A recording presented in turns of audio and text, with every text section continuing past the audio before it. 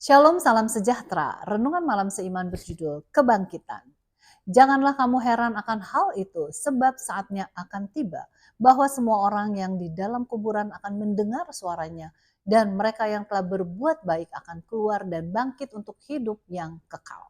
Tetapi mereka yang telah berbuat jahat akan bangkit untuk dihukum. Yohanes 5 ayat 28 dan 29.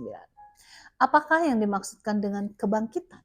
Kebangkitan adalah pemulihan hidup, diiringi dengan kesempurnaan manusia dan kepribadiannya setelah kematian itu.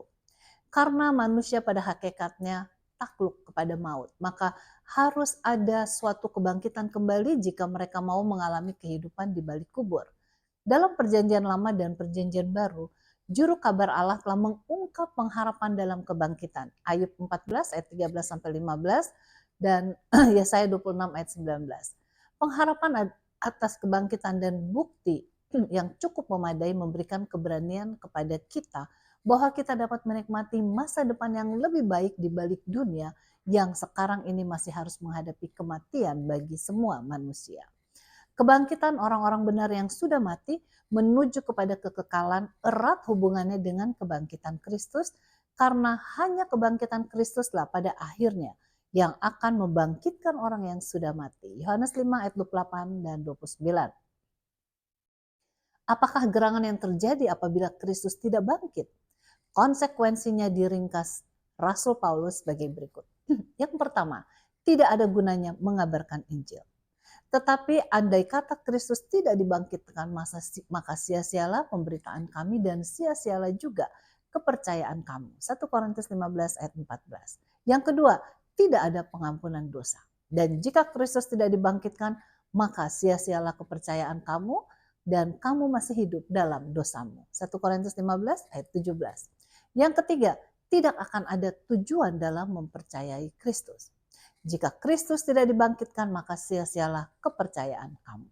Yang keempat, tidak ada kebangkitan umum dari kematian. Jadi, bila mana kami beritakan bahwa Kristus dibangkitkan dari antara orang mati, bagaimana mungkin ada di antara kamu yang mengatakan bahwa tidak ada kebangkitan orang mati? 1 Korintus 15 ayat 12. Yang kelima, tidak ada harapan di balik kubur.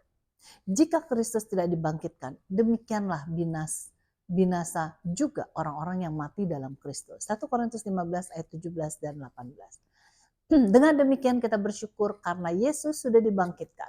Sebab dengan demikian kalau kita mati, kita juga akan dibangkitkan dan kita akan hidup untuk selama-lamanya.